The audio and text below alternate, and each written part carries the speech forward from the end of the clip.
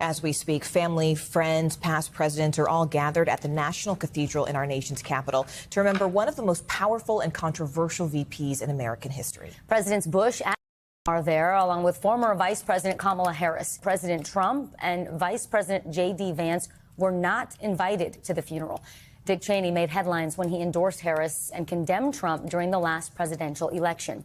We heard a stirring eulogy from Bush, who served 2 terms in the White House with Cheney at his side. I wish more Americans got to know Dick Cheney the way the folks in Casper, Cody, and Laramie got to know him. Smart and polished, without airs. Courteous and approachable, seeing everyone as an equal, a gentleman by nature, and a true man of the West. If any voters came hoping for a kind word and a hug, they'd have to settle for the kind word.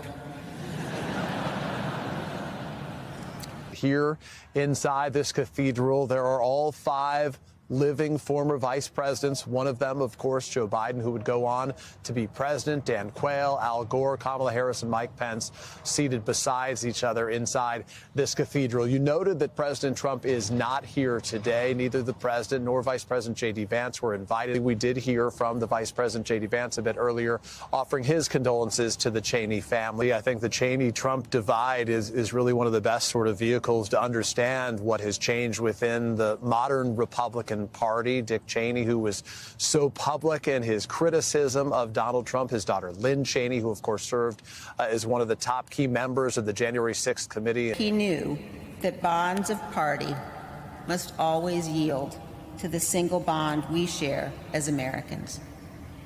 For him, a choice between defense of the Constitution and defense of your political party was no choice at all. Of course, underlying those comments is that divide between the Cheneys and Donald Trump, who Dick Cheney once said before the last campaign was the greatest danger as an individual to our republic.